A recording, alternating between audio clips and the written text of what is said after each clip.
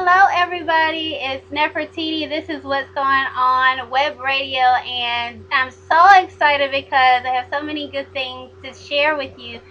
Number one, if you want to get in touch with me, you can reach me at Nefertiti Soul on YouTube and Twitter. That's NEFERTITISOUL, and you can also contact me through my website for my skincare and hair care natural products at www.cheveauxmerveilleux.com, CHEVEUXMERVEILLEUX. And as always, this show is being brought to you by Cheveaux Merveilleux.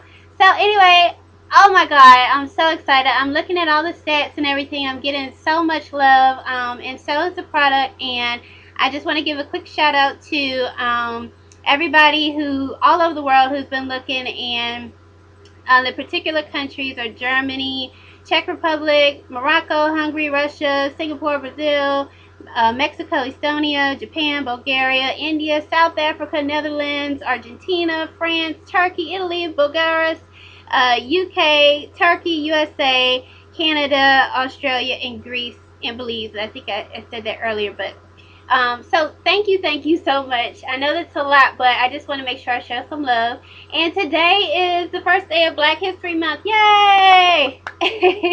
And the person of the day is Alex Haley. He contributed so much to people really around the world. I'm not sure if you know about Alex Haley or not, but briefly, Alex Haley is an author. And if you ever seen Roots Next Generation, it kind of goes more into detail about Alex Haley. He also wrote the books Queen and Roots.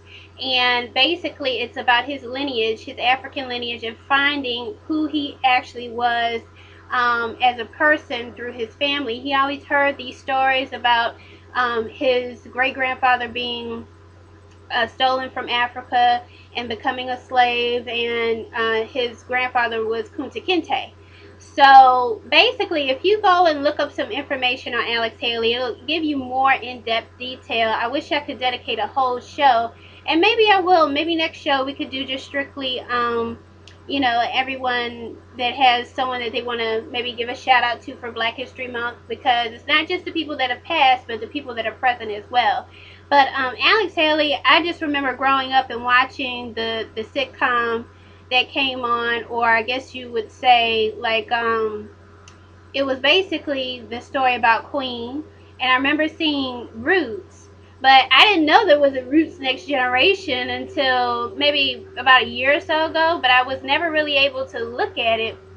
And it wasn't until recently that I was able to look at the whole thing, and it was just so good. I mean, you wouldn't expect it to be that good. I think sometimes when you think about things like that, you might think that, okay, that's going to be boring. But it really was really good. And it taught me a lot. And he went through some of the same things for all you entrepreneurs out there that are kind of like, I guess in the struggle and kind of like, oh my God, when is it going to happen? When is it going to happen? Like, when am I gonna do whatever it is that I want to do the way that I want to do it? And he struggled. His father didn't support him. It's all in Roots Next Generation, but it's also in his legacy as a writer. So anyway, I just wanted to kind of give a quick shout out to Alex Haley. May he rest in peace. And this is Black History Month, so why not kick it off the right way? Also, I'm going to be answering any questions or comments that you may have about hair care, skin care, and I guess I'll just go right into it.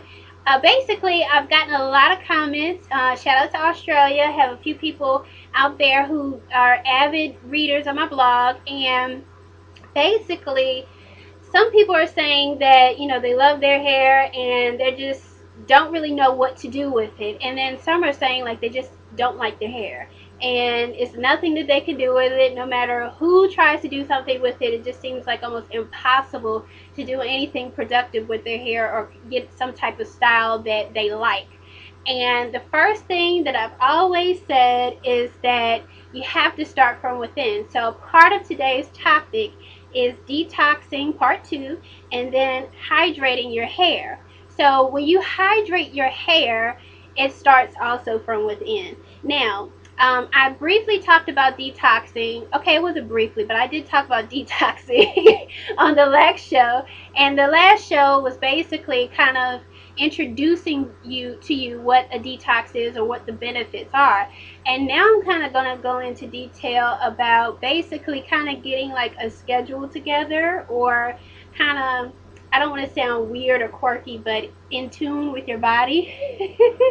When we get in tune with our body, we kind of recognize things that are going on, such as flatulence or gas, as we like to call it. If you're having a lot of gas or a lot of belching, that is a sign that there is something kind of off kilter. Now, it is normal to have flatulence, but it's not normal to the point where if you're having excessive flatulence or gas, and if it has a very strong smell, then it is an indicator that you have a lot going on inside and you may not realize it. And especially if you're having a lot of bloating. Sometimes people just think that they have a big belly, and what I affectionately called last show the food baby.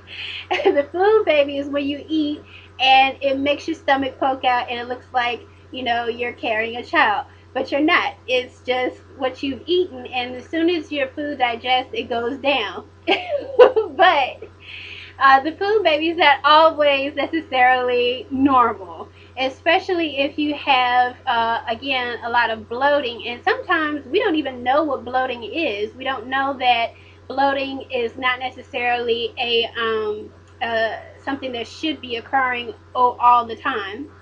It can be any number of things. I found out through experience, and again, please talk to your doctors. I am not a doctor, y'all, but I am going to share with you the knowledge that I do have.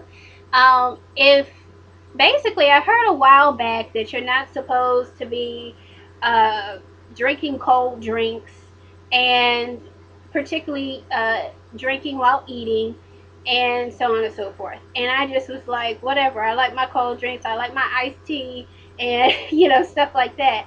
But once you start to kind of do the research behind it, you realize that it's kind of true, and that it does slow the digestive system down. Now, some people have certain digestive systems where, they don't have any issues with slow digestive system. But if you do, it will slow it down just that, it'll slow it down even more. And then it'll make it a little bit harder for you to kind of get rid of all that waste in a shorter time period, if that makes any sense. So if you have a normal digestive system, everything is running smoothly. But if it's a slow digestive system, it takes just a little bit longer.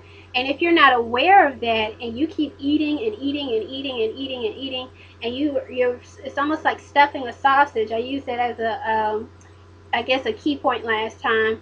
And eventually the sausage casing will get full, and then that's when we start to have like acid reflux and stuff like that. Now, a lot of these things, doctors will say is hereditary, but there are a lot of people who have started doing like natural remedies, or actually detoxing, or fasting, and they found that after a period of time it went away because they were taking care of themselves better.